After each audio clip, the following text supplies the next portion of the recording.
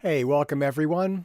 If you're watching this live or if you're watching this after the fact, my name's Pete Calandra, and on today's video, we're going to be taking a look at blending live players with sampled players in an orchestral track. This is mostly used for film music. I use it also on my original music, and I've got two really good, what I think are really good examples here. And we'll be doing two usage cases. The first case is completely replacing one section with live players. And the second one would be blending in live players on top of sampled players. It's two different approaches. And we'll be looking at the ESPN's Special Olympics World Game theme that I wrote in 2015, and also the title track to my 2015 album, First Light. And each one is a little bit different musically, and also it's a little bit, like I said, different usage of the live players against the sampled players. If you like this video, you'd really help the channel out by giving a thumbs up. For more content, please subscribe, and to be notified, ring that bell.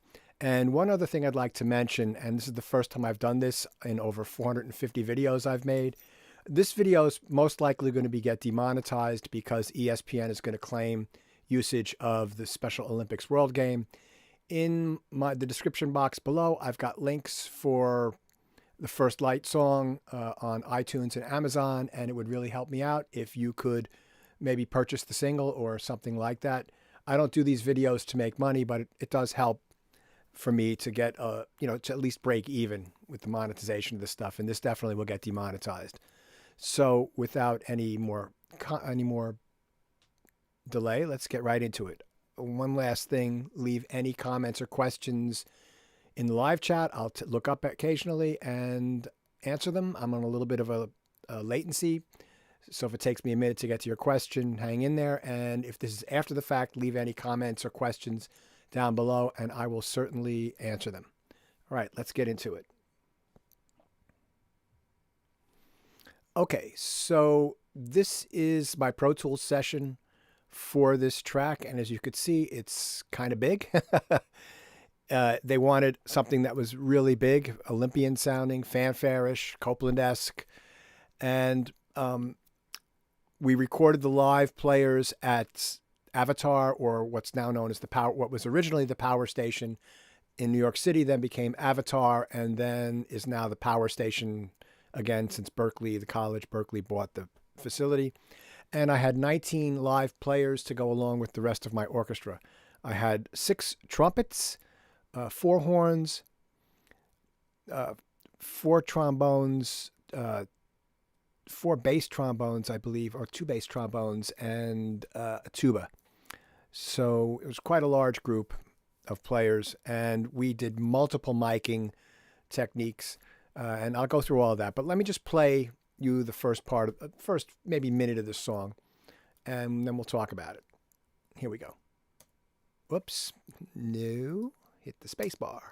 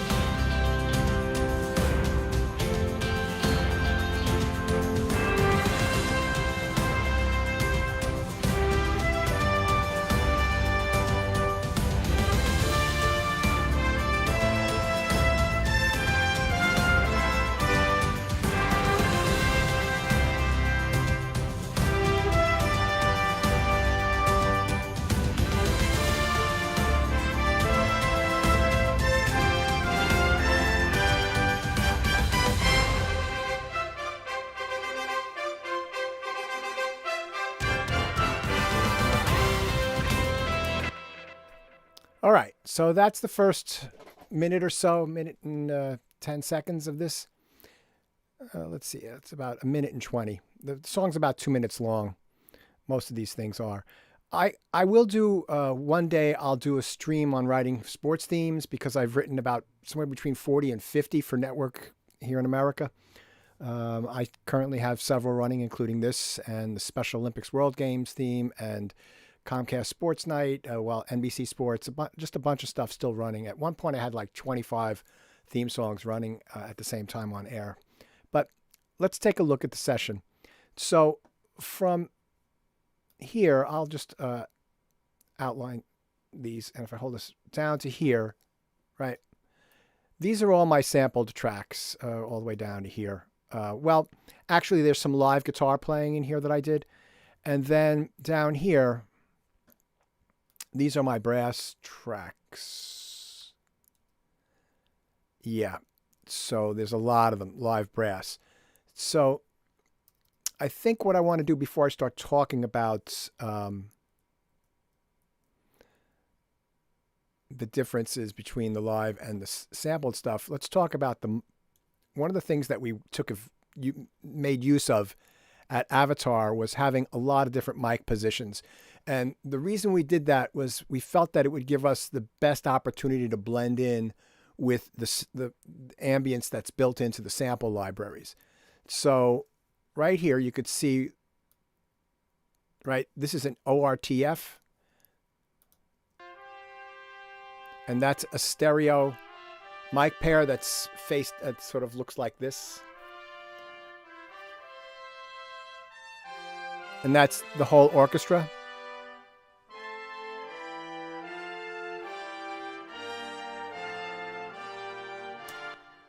And then we have the outriggers, which are at the conductor's level, but maybe like 20 feet apart, maybe 10 feet on either side of the conductor.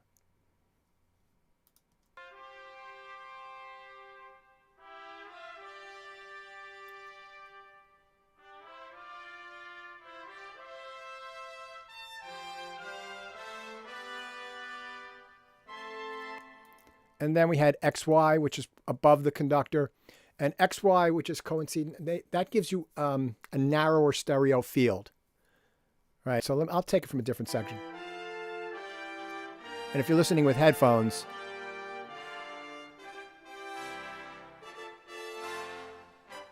so that's sort of the room ambience we had. So if I just put all of those live, full ensemble microphones together, let's hear what it sounds like. Let's take it from...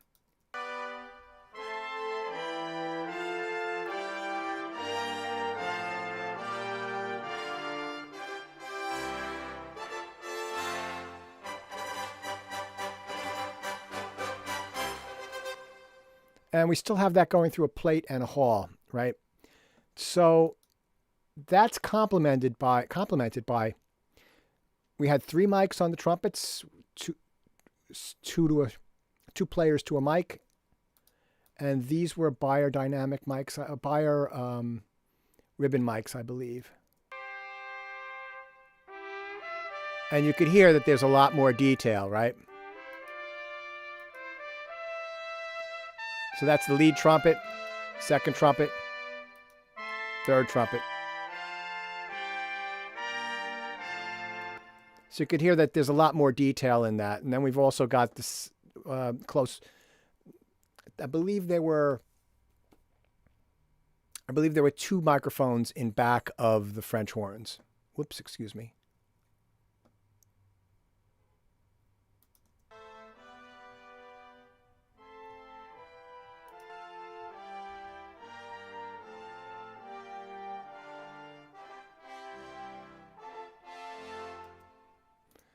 You know what?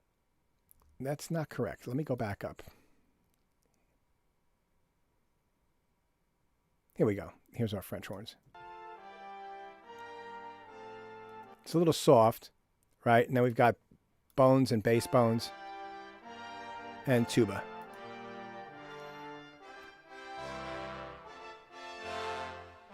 But you can hear that those are really detailed.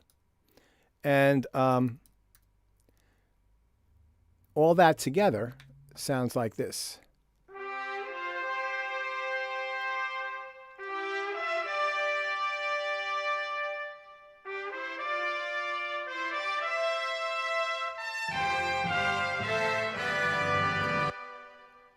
And then the next trick, excuse the lip pucker there.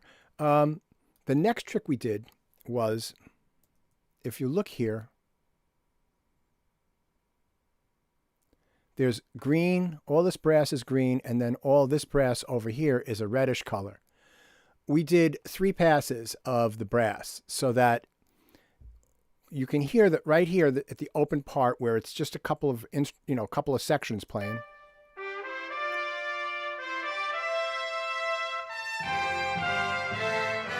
And then when we get to this 2D section here, we've got the double, right? So it's like all of a sudden, instead of having 19 brass players, you've got 38, and it makes it sound much bigger.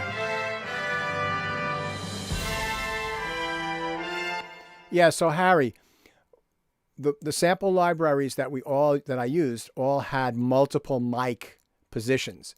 So we figured out a good blend, me and the engineer who mixed this, because I mix a lot of my stuff, but my friend Ken Freeman mixed this. And so we tried to recreate that same business inside of Avatar, which has a different sound than Air Lyndhurst or Teldex, where these samples were recorded, or the Sony stage in California, because I used Spitfire, orchestral tools, and Cinesamples.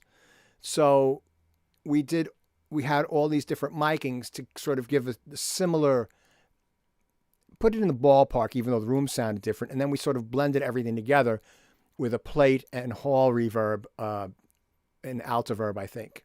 So that's kind of what we did with that.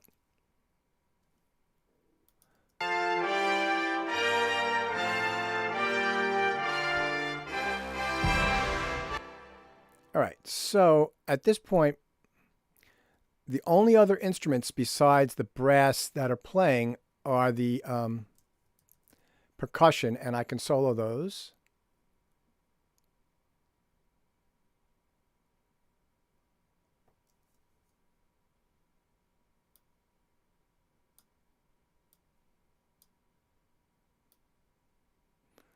Yeah, can I solo those? Let's see.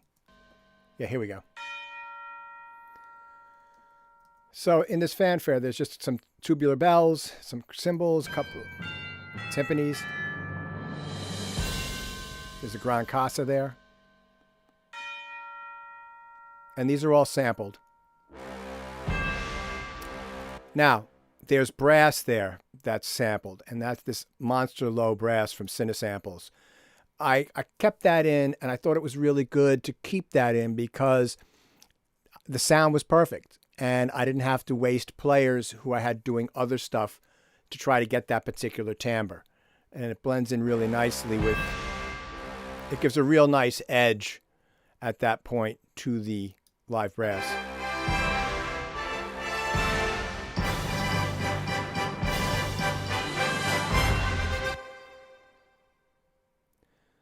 So you can hear that right at that point.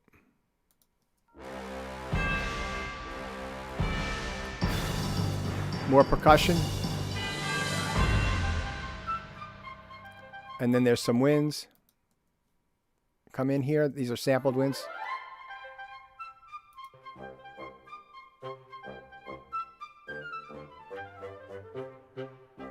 So what we did was, when we went to the studio, instead of having 100 tracks to deal with, we made stem mixes so that the engineer only had to deal with about 30 instrument tracks, right? And actually, he reduced these down to maybe about 10 instrument tracks for the live recording session, but he made stems, which made it a lot easier for us to get the mix together. So what typically happens is that the engineer and I, we both work in Pro Tools, and we make a list of all our plugins, right? And we only use plugins that we both have. So this way, he can work on the mix, and then he can send me the Pro Tools session file, and that he can email me that, and I can just put it into the session folder, open it up, and I've got his session with all his plugins right there, and then I'll make tweaks on things, right? Based because I know what I want to hear, and it's always good to get a second opinion in there because it makes it a lot better. But I have to tweak things occasionally, and it's good to work this way. And then I send it back, and we just go back and forth till we get it the way we want it, and then we submit it, and then that has to go through the approval process with the corporate or with ESPN. So there was a little going back and forth. They loved the track, and eventually when we finished mixing it, they loved it. But they wanted the percussion louder, the drums louder, they wanted to drive a little bit more. And so, you know, you go back and forth with the client, and you want to make them happy, so you just do what they want, really. What was I going to say? Okay, so let's go forward. So at this point here,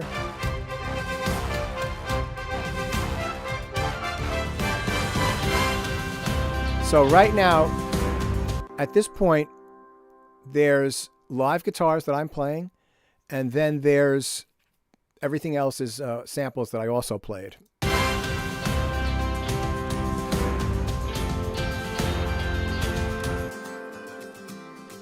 So this acoustic guitar, and you know, it's interesting. People think about driving music, and they think about it has to be edgy guitars, right? And something like this.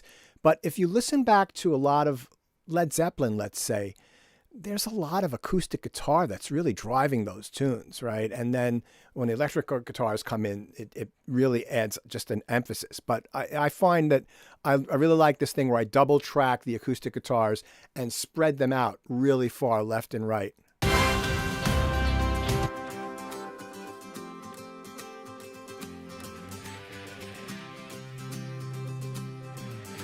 Right, and there's that crunch guitar, which I'm also playing. Where is the...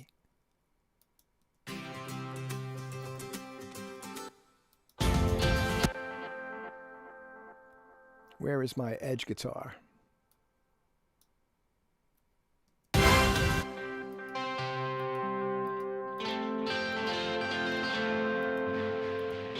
So these are the electric guitars, right?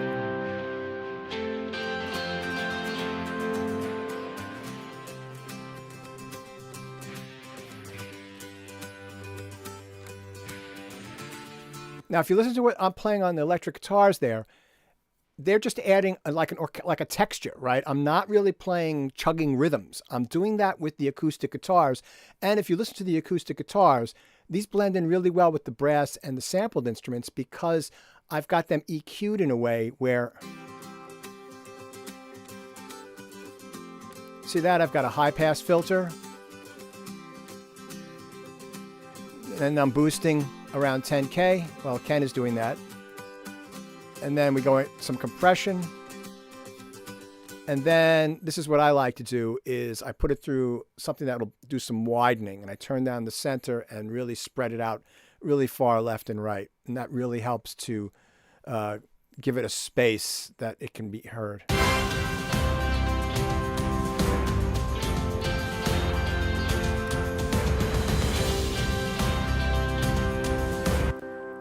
One other tip, if you ever get into a situation like this, get your clients involved. So I've got a percussion track here, which is the clients actually playing percussion, and I'm conducting them so they were in the beat. And they're actually on the track, which makes them feel like they're part of the whole situation. It's kind of, it's a way to develop a rapport with the people you're working with and become friends with them, and you're laughing, you're having fun. And you're doing it like during an orchestra break, because they're every hour or so, you got to give the musicians 10 minutes off, right? 10, 15 minutes off. So in that time, just got the percussion instruments. I brought some with me, and you know, we just went through it. And as long as they got a couple of bars, I could just loop that through the whole thing, and it makes everybody happy. So that's just a little business tip.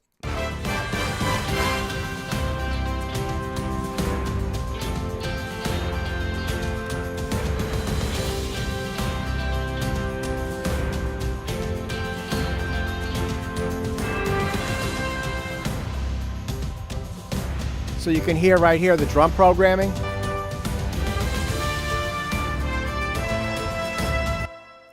and you hear all that reverb afterwards, that's one of the ways that you can get all this stuff to blend together. In other words, every instrument is recorded in a space, and it's got its own room sound, right? We recorded all those different mic positions as well as the close mic positions. And then what we did was use the samples that were recorded in spaces with different mic positions, and we got a good blend for that. And then you use the additional reverb, this time from Altiverb, as an additional glue, right? That everything is in the same space in addition to its own space, right? And it sort of really helps. So let's continue on with this.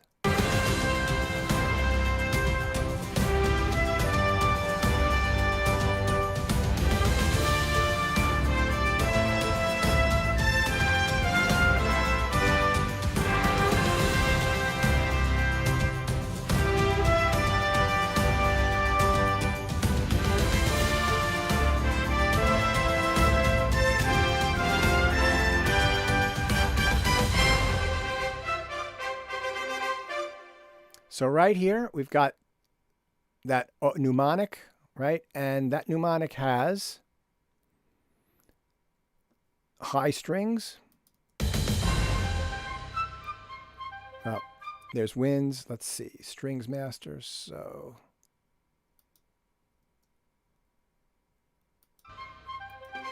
there we go.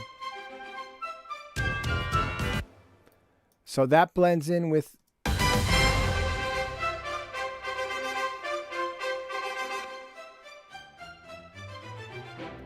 so that sounds like sampled instruments, but like the trick of this, and this is another business tip for you, right? Clients are paying for 19 brass players.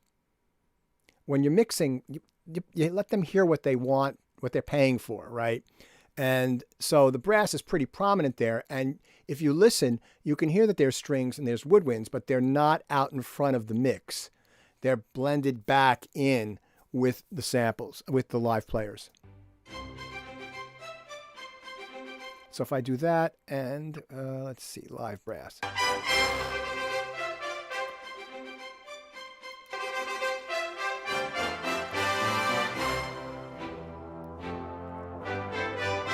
So this is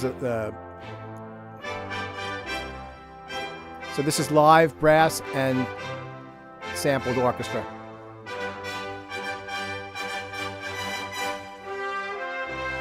Right, so let's play the full orchestra from the bridge.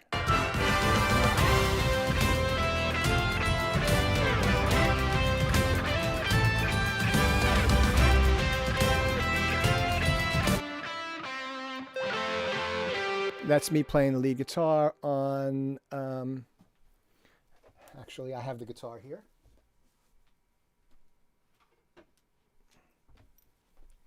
I'm playing the lead guitar on this guy here.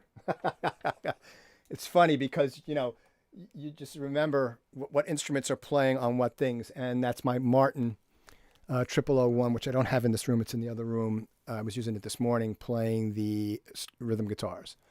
And then I've got a Les Paul which is also in its case, that was playing the really low crunchy stuff. So yeah.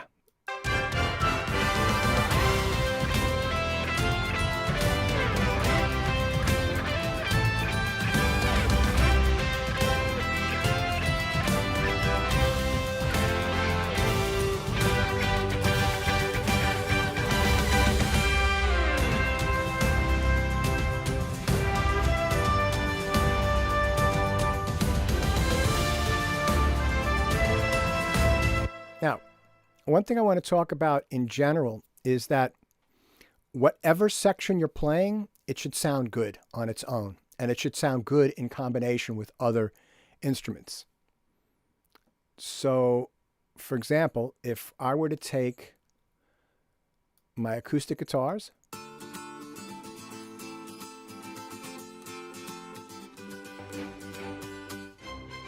and play them with my strings,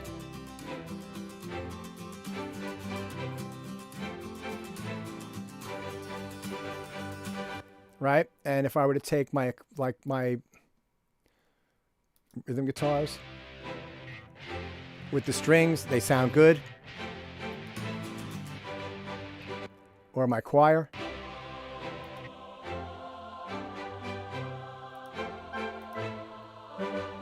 If I were to take the winds, with the choir it sounds good. If I were to take the winds with the acoustic guitars, you're not hearing any reverb now because of the way I'm soloing it, but you can see how they all fit together. Right? And if I take the, which one is this?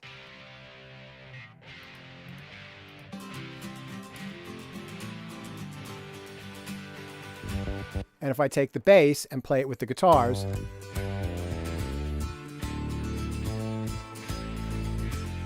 right, you can hear how all of these things fit together and they sound good in all the different combinations. That's a really important part of this kind of orchestration. You know, this big, epic, very full sound. I mean, there are times when you're going to have solo instruments in a section, and that's a little different kind of an orchestration. But for this particular kind of orchestration, that's, I feel, really important. So let's take a listen from the bridge all the way out, and then I'm going to talk about session management, and we'll move on to our, and doing edits. Yep, let's go.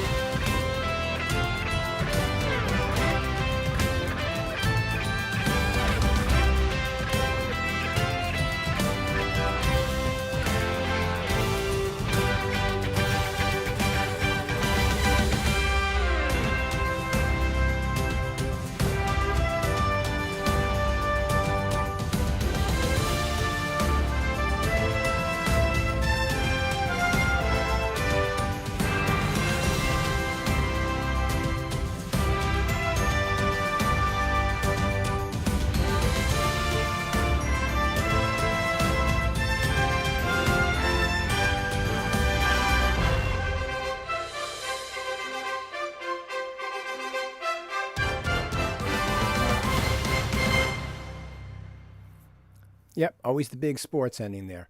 So let's talk about a few things musically, actually, while this is going on.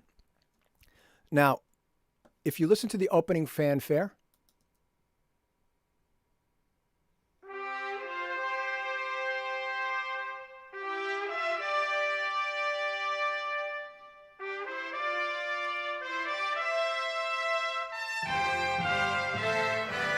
so you can break that up into 4 sections, right? There's that doo-da-da, that ascending little motive, doo-da-da, sort of answering it. And then the third motive comes in, builds on the first little motive, and then there's a descending thing. So there's 4 little phrases in that one thing, and they all fit together to create sort of like a paragraph, right?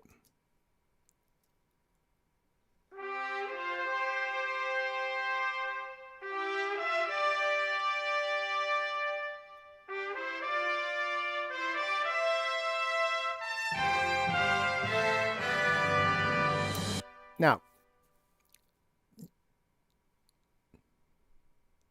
yeah, so Yeppy, this is the ESPN's Special Olympics World Games theme that I wrote in 2015.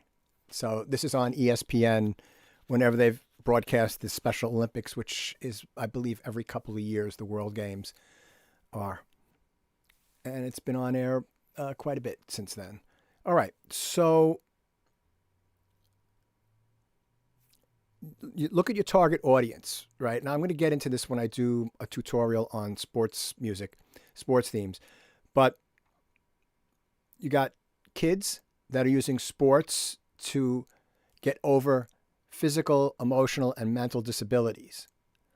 And you want the music to be uplifting and positive, right? And one of the things that you do is in your melodic content, you create things, and it's very simple and almost like it's so obvious, but it does work, is you have ascending ideas, things that go up, right? But the trick is, the artistry in it is to do that and not make it sound simple. It might, simplistic, and to make it have some meaning. And you can do that with how you set these things with counterpoint in harmony and orchestration.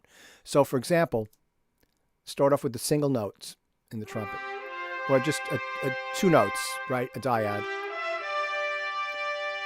And then, so that goes on, so a little duet between the trumpets,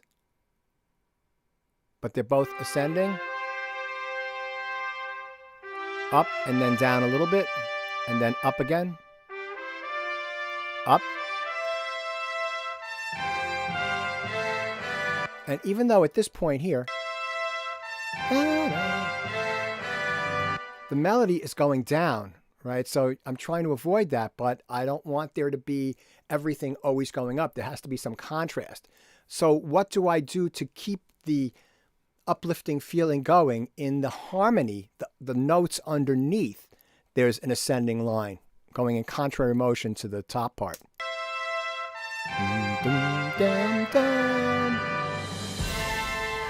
And then this is, then right here, up, and then the mnemonic. And the mnemonics are so important in sports music. They're the thing that you recognize. So it's all this motives in here I can use for all sorts of ways to brand the event. But this part here with all this rhythm, you know, that's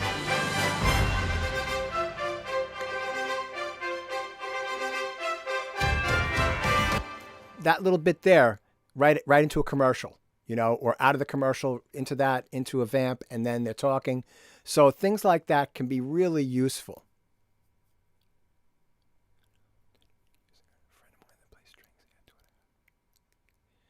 Okay, so music to motion. I'm going to be working on that in about 5 minutes when I go to the second track. So, because I have a piece that has live and live strings, sampled strings, live choir, sampled choir. So all blending together, or live vocal and sampled choir, all blending together. And I'll show you how that works. Great. All right. So and thank you everyone for tuning in. Appreciate it. And I appreciate all the likes, and please subscribe if you haven't, you know, the whole thing. All right. Let's, so just those are a couple things about this particular piece.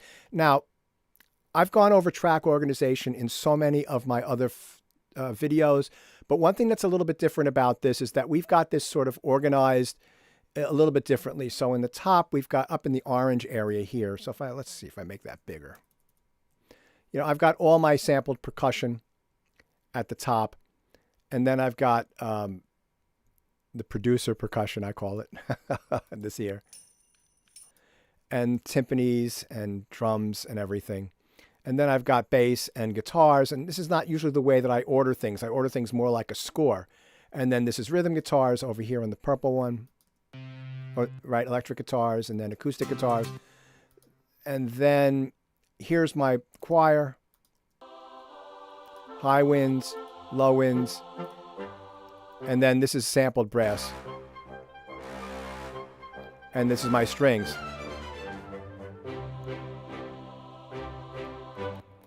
Right. And then below that, we had all the live players. So that's a little bit different. Now, when you do these kinds of jobs, this is just a little heads up for you. You're going to have to make edits. And it's with live players, I always like to do separate little sessions so that I can create edits later. So, for example, right here, so I'm at measure 47. So we do this all in one session, right? I've got all this stuff set up. So I've got just the opening fanfare that ends. So in other words, it goes here.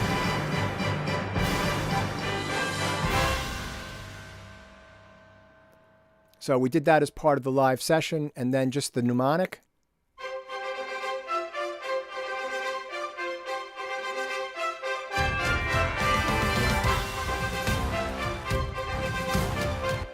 And then another one.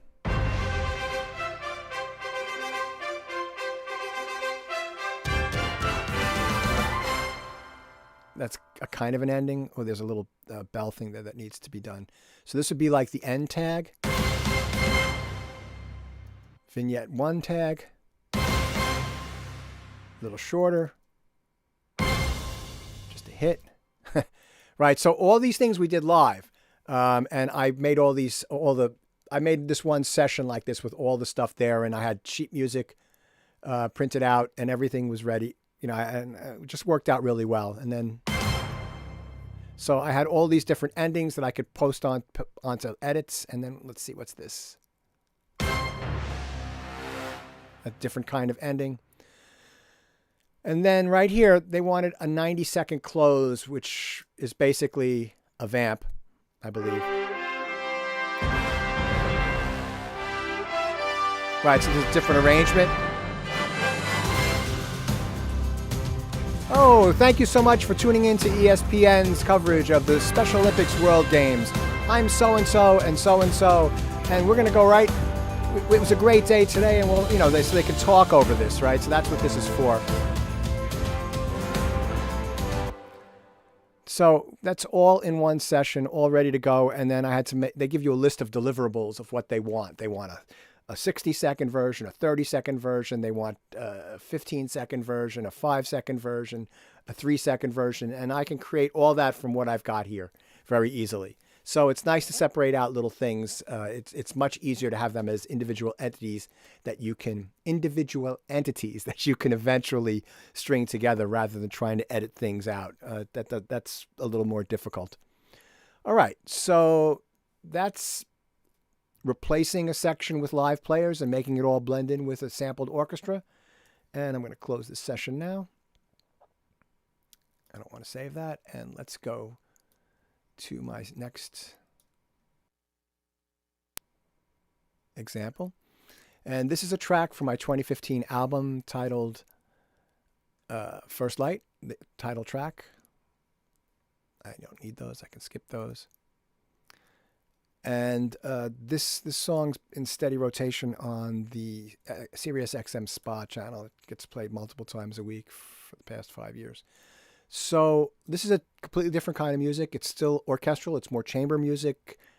It's lighter. It's different than what you just heard. And if you're going to be a professional composer. Oh, okay, Yappy, yes. So in that last bit, I used the strings were orchestral tools. The woodwinds were Albion 1 from Spitfire, and the percussion was the drums were the Hans Zimmer, Jason Bonham drums, and some of the percussion was from Cinesamples. Yeah, so I think that pretty much covers it.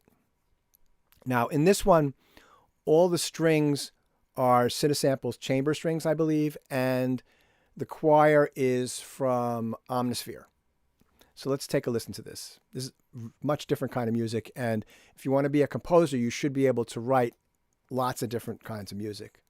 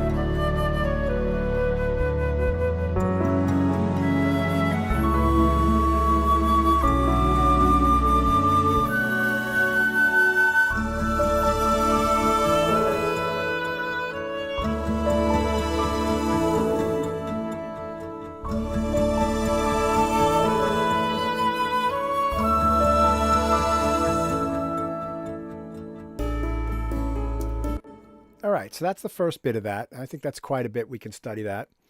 As I said, this is a much different kind of music, and let's get right at the beginning and talk about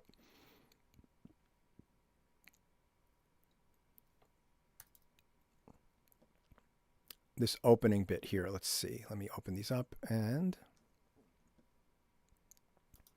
Let me just solo this. Let's see.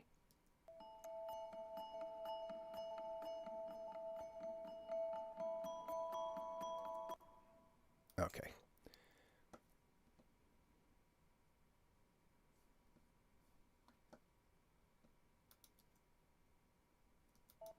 Why is that not soloing? Let's see.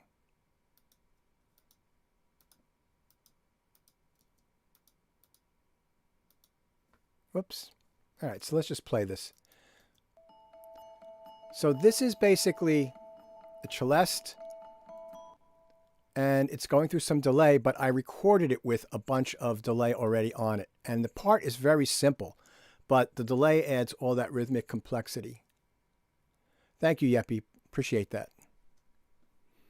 Okay, and then it's got a very simple piano melody. Why are these not soloing when I want them to solo? Huh.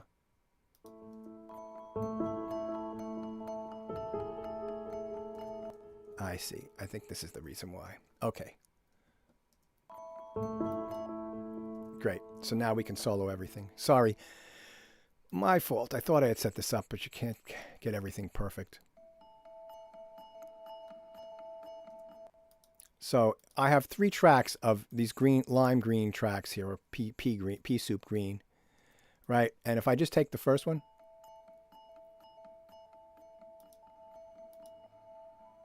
and then that's the delay and the echo, and then the second one, and you add all 3 of those together, and it creates a beautiful timbre. And we got a simple piano melody right here.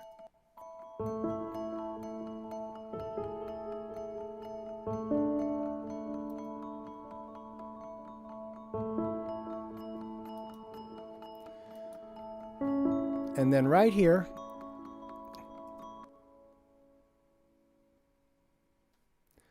I'm going to play you the sampled strings right here.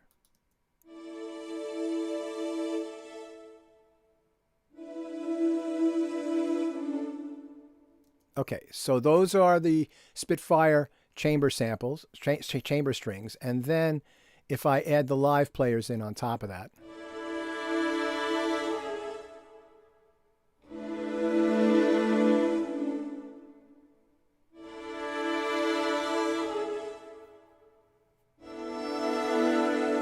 So you can hear it. It adds so much energy and life to it. I'll just play the live players.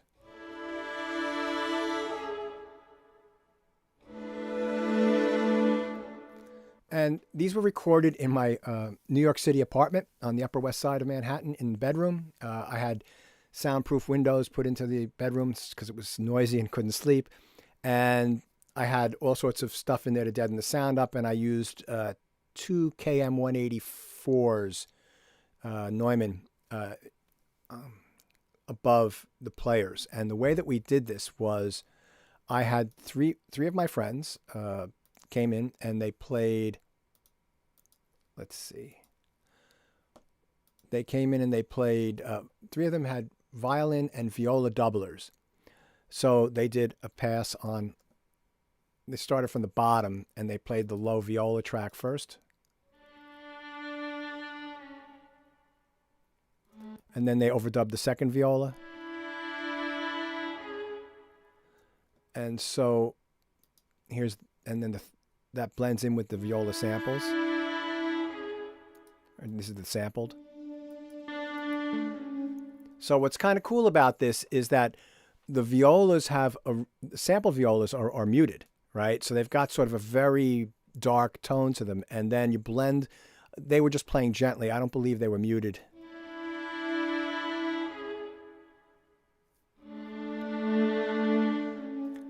And then we blend in the lowest violin part. So this is 3 parts writing in the violins and 2 parts in the violas. So you have 5-part harmony here.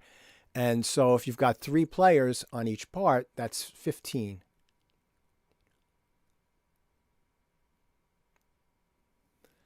Okay, so music to motion. What happens is that everything goes through artificial reverb, whether it's, in this I used Lexicon PCM reverbs. In my new computer and with a Catalina, they're not 60, they don't run. So I have them going through the Fab Filter Pro R. And I use the artificial reverb to blend, sort of make everything blend together. That helps it quite a bit. And then also, right, so now let's get to the second highest violin part, and then the third violin part, the highest one, or it would actually be the first violin part. So let's mute our violas and listen to our violins.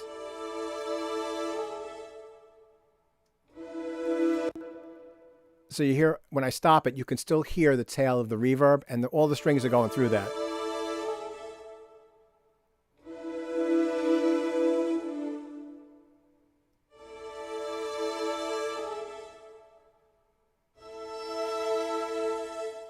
So that's just the violins. And then now in this next section here, let's listen to that all in the track.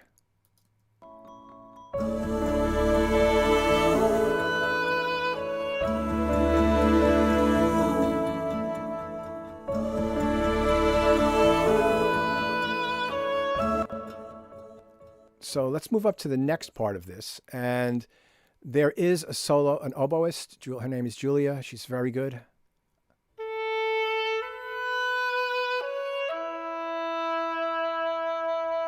And then we do have a flute coming up, and that's played by my friend Kathleen, who's in the New Jersey Symphony.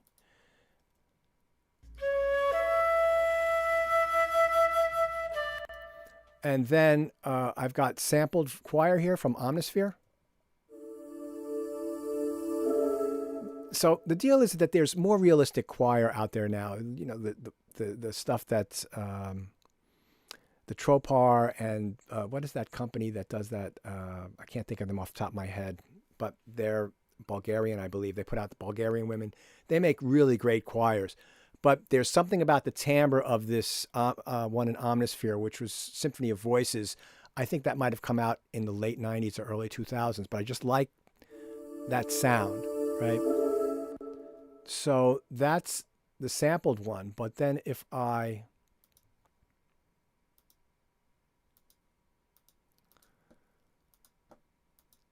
play the live, my friend.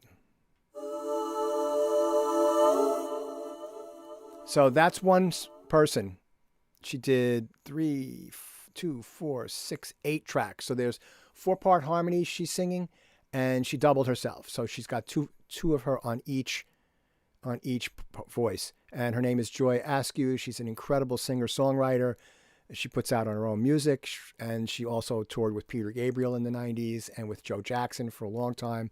Laurie Anderson. She's tremendous talent and a really great friend. So,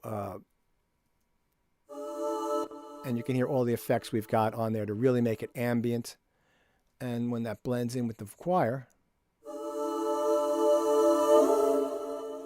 So she's got a more pointed voice, and that goes really well with the airiness and breathiness and lack of mid-range in the sampled choir, right? So it sort of fills it out.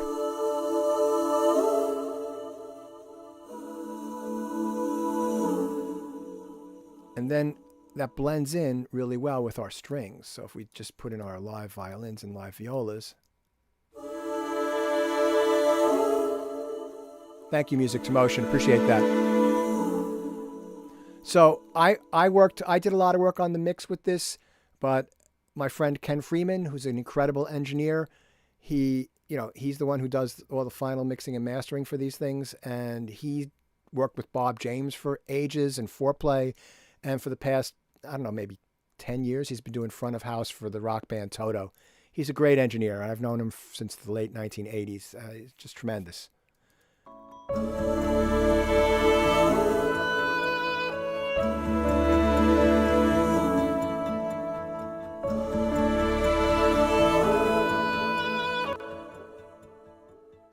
Yes.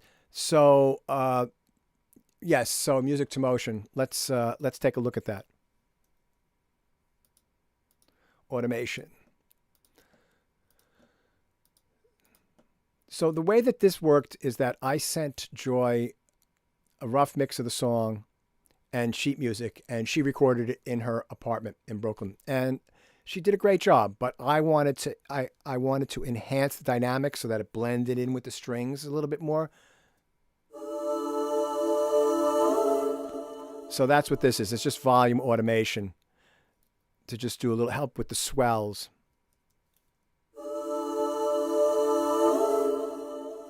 Right. And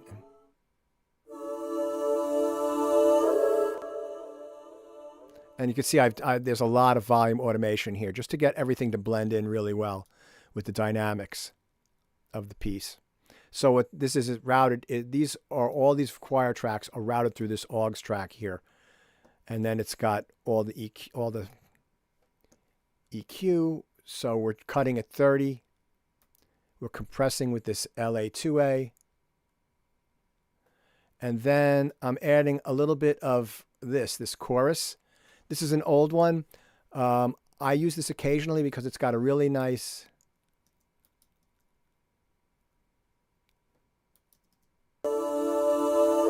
You see that it's sweeping left and right, and it really adds motion. And it just adds to the ambient nature of the track.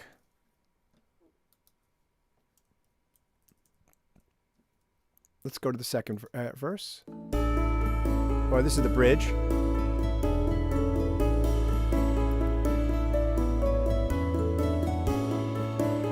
So I'm playing live ride cymbal here with brushes, or with hot rods they're called. They're like little bamboo shoots that are tied together.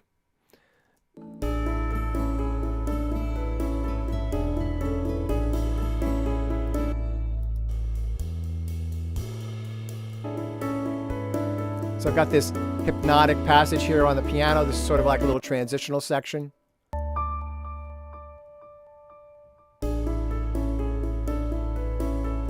And notice there's one thing I do here which I wanted to talk about a little. Let me make those waveforms a little better size. So I have two piano tracks, right? So this first piano track here, which is this one here. So I've got a lot of delay on that, right? Adds rhythm. And then when I get here in this next section, I don't want to have that rhythm. I just want the piano track to play. So you can notice that here, if I zoom in on this, you should be able to see this. On the first piano track, I'm sending it to a tapped delay. And then on the second piano track, it's just going to Hall. All right, so this is a little transitional section here. And then a melody comes in right here.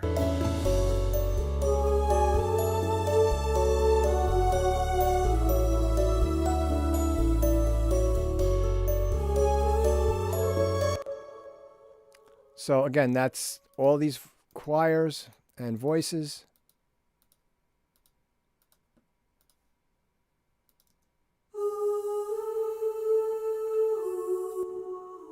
So that's her with the sampled. Yeah, so the sampled one is a little bit louder here for some reason. I forget why I did that. And then that's being doubled by, here we go, our live violin.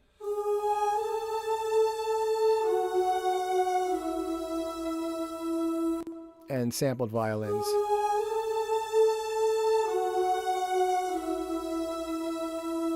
So the trick for all this stuff when you're blending this is to listen to them like this when you're mixing.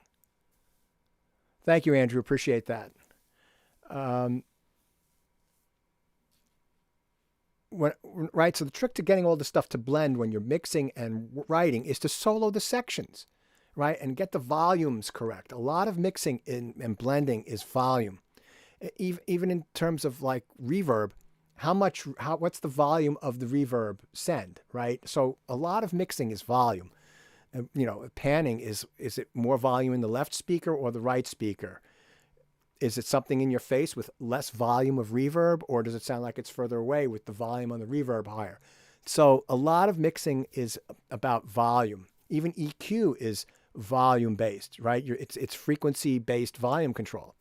So the really good part about blending these things together. And then if we listen to everything together, whoops, excuse me.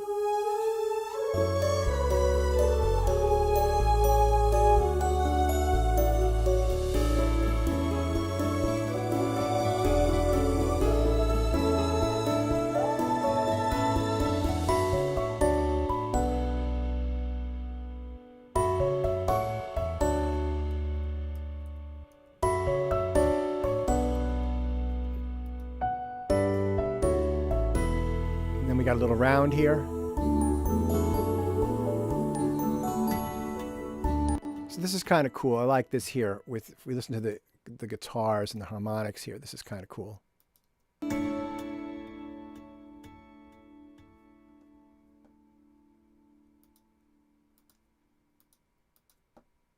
Let's see, that would be right here. So let's get just the vocals and the guitars going.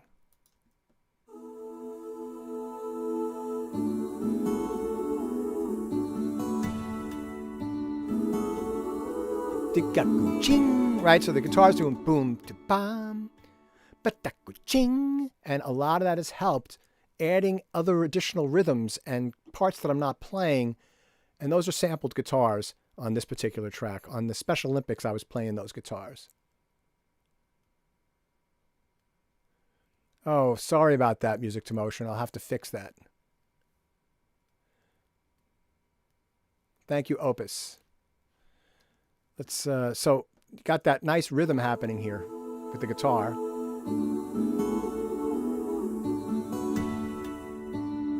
See how it fits in with the vocals? And then if I were to solo those and then play that with the piano round right here.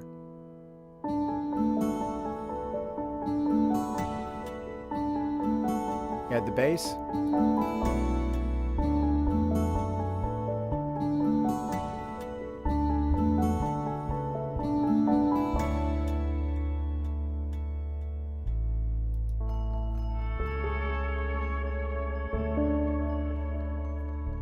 And that's the EBow guitar that's found in Omnisphere. It's funny because after that I went out and I got an EBow. It's really a great little toy, but I didn't have it for this recording. So let's take a listen to this here. Going forward and back in with the full tutti.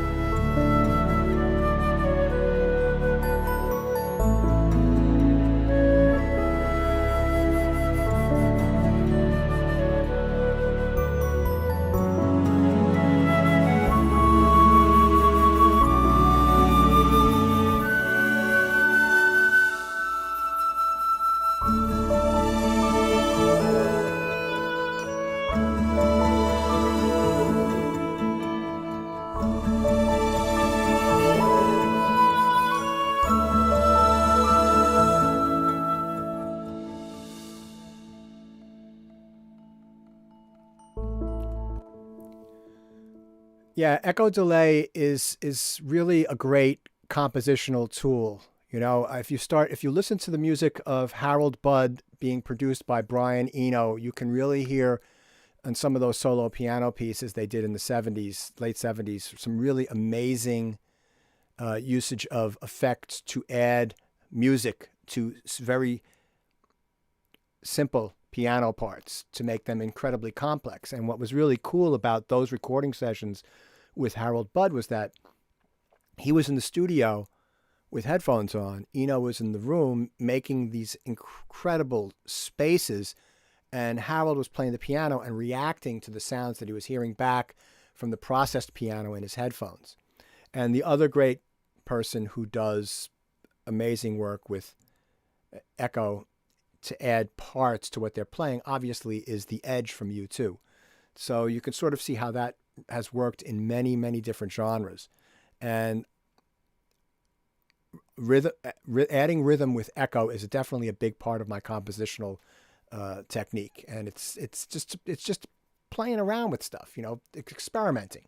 You know, try playing a simple part and sending it through a delay line and playing around with the different repeat times and just seeing what you like, you know, making sure that you balance the feedback level so that it's not overtaking the original signal. A lot of the spacey synth jams I do, especially with the Matriarch, I'm running that through the analog delay that's on the Matriarch, and it's creating so many different cool rhythms that it's just you react to that and it becomes part of the creation process. It's really kind of cool.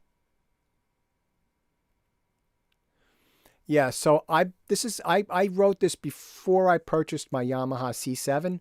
So this is the Ivory German D, I believe. So I just have, oh, let's see what I processed the piano. I don't really have any processing on the piano except for reverb. So that's just the sound of the piano.